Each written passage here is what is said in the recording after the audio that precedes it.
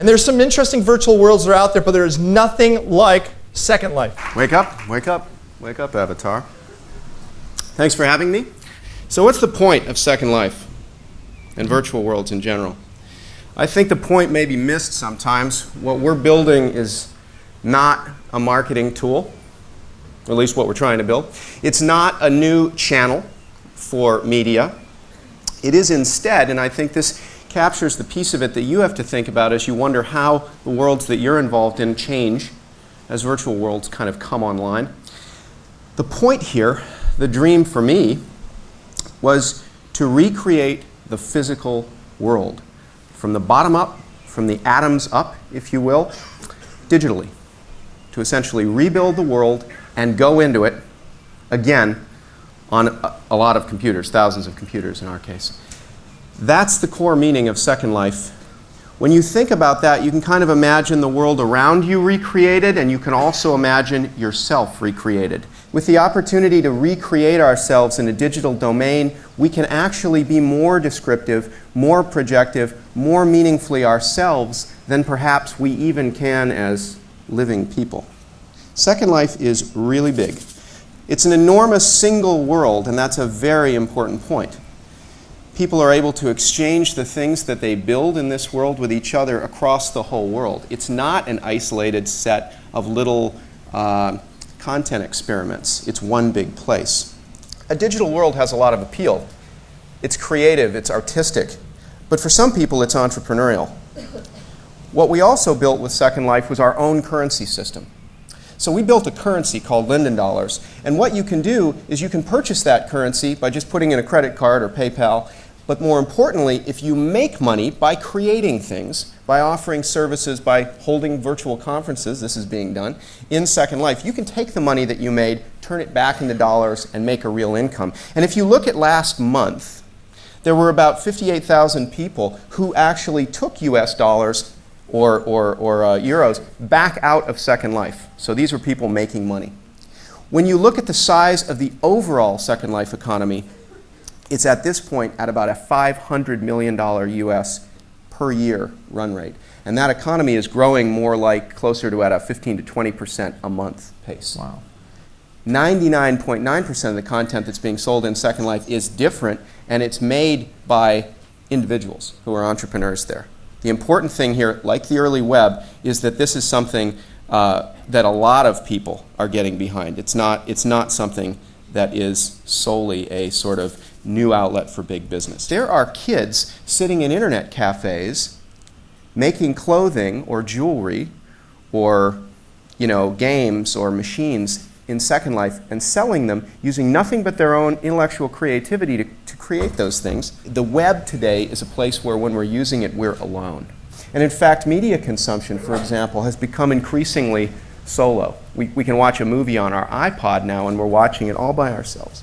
Technology, the technology of virtual worlds, enables us to begin doing some of the things that we've traditionally done on the web, but doing it together. Doing it at the same time as other people. One of the things we're just getting ready to do is launch a voice technology. Think of something like Skype, but imagine much, much higher sound quality, and also imagine being able to talk to 20 people sitting in a room with you at the same time and hearing all their voices in the right locations. One of the fantastic things that people are starting to do in Second Life is make movies. Bear in mind that if you're a creative cinematography student and you want to do a crane cam in the real world just to show how very Citizen Kane clever you are, you're not going to be able to do it because crane cams are really expensive. In Second Life, you can do all those shots in a virtual world, record everything essentially to tape, and show people what you're capable of without having to rent equipment.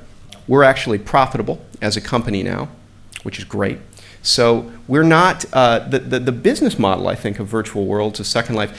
It's a great model. It doesn't really need a key new revenue strategy. We believe entrepreneurship, like the early web, will be what drives this. We wanted to create a world which was open and free, in which people owned the things that they made. Everything is under the control of the people who build it. And so we wanted it to be maximally entrepreneurial. We didn't want to get in the way of people's early success, and so we don't charge taxes. All new mediums, instant messaging, the web itself, email, television, they started with whimsy, fantasy, vanity, artistic self-expression. They didn't start with business applications. They didn't start by trying to remarket real-world products. And so I think one of the things we did smart at the beginning was start with that. And I point out here, for those who don't know, that the thing that really got television off the ground in New York in the early 1950s was this crazy guy who basically started out the whole concept of pro wrestling by dressing up. He wasn't going to win very many wrestling events, but he realized with 1,000 people watching with early TV sets in New York, he could just be ridiculous,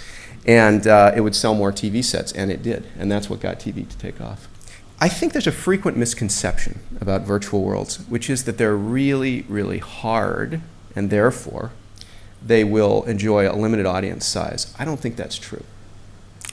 And here's my point about this.